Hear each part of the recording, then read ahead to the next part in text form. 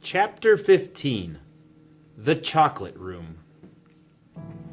"An important room, this," cried Mr. Wonka, taking a bunch of keys from his pocket and slipping one into the keyhole of the door.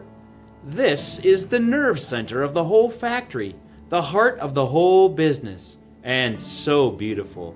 I insist upon my rooms being beautiful. I can't abide ugliness in factories.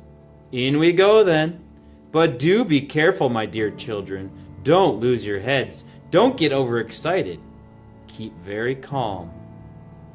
Mr. Wonka opened the door.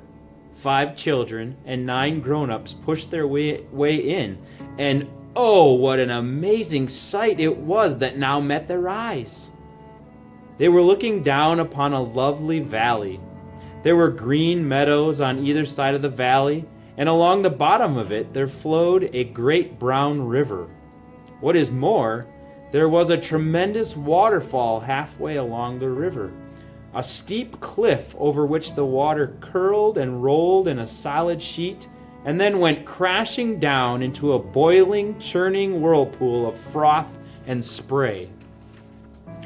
Now the whirlpool, and this was the most astonishing sight of all, a whole mass of enormous glass pipes were dangling down into the river from somewhere high up in the ceiling. They really were enormous, those pipes. There must have been a dozen of them, and they were sucking up the brownish muddy water from the river and carrying it away to goodness knows where. And because they were made of glass, you could see the liquid flowing and bubbling along inside them. And above the noise of the waterfall, you could hear the never-ending sucking sound of the pipes as they did their work. Graceful trees and bushes were growing along the river banks, weeping willows and alders and tall clumps of rhododendrons with their pink and red and mauve blossoms. In the meadows there were thousands of buttercups. "There!" cried Mr. Wonka, dancing up and down and pointing his gold-tipped cane at the great brown river. "It's all chocolate! Every drop of that river is hot, melted chocolate of the finest quality, the very finest quality. There's enough chocolate in there to fill every bathtub in the entire country, and all the swimming pools as well. Isn't it terrific? And just look at my pipes. They suck up the chocolate and carry it away to all the other rooms in the factory where it's needed.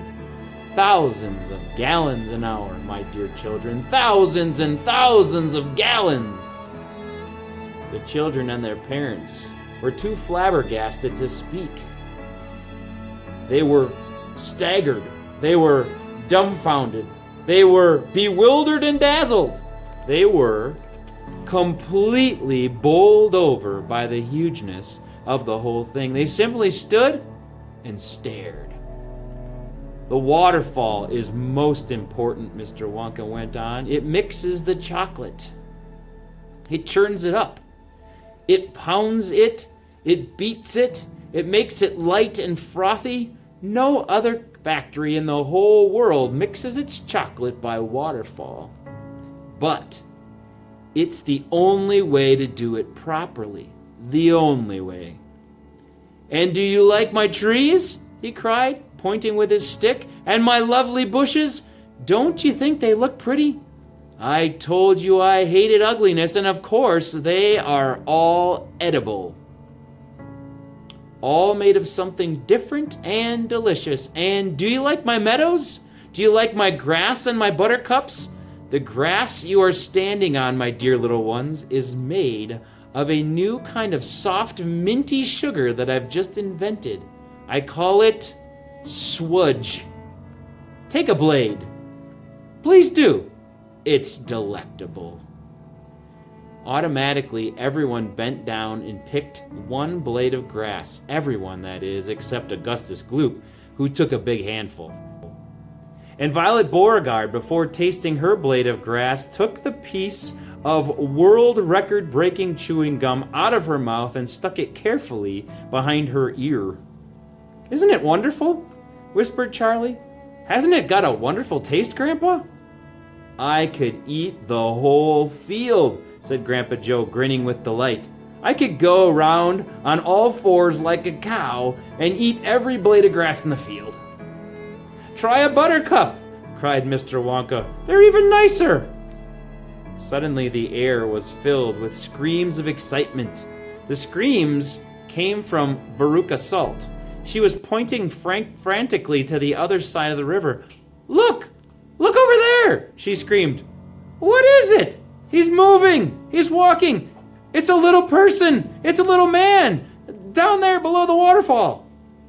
Everybody stopped picking buttercups and stared across the river. She's right, Grandpa, cried Charlie. It is a little man. Can you see him? I see him, Charlie, said Grandpa Joe excitedly. And now everybody started shouting at once. There's two of them! My gosh, so there is! There's more than two. There's 1, 2, 3, 4, 5. What are they doing? Where do they come from? Who are they? Children and parents alike rushed down to the edge of the river to get a closer look. Aren't they fantastic? No higher than my knee. Look at their funny long hair. The tiny men, they were no larger than medium-sized dolls, had stopped what they were doing and now were staring back across the river at the visitors. One of them pointed towards the children, and then he whispered something to the other 4, and all 5 of them burst into peals of laughter. But they can't be real people, Charlie said. Of course they're real people, Mr. Wonka answered. They're Oompa Loompas.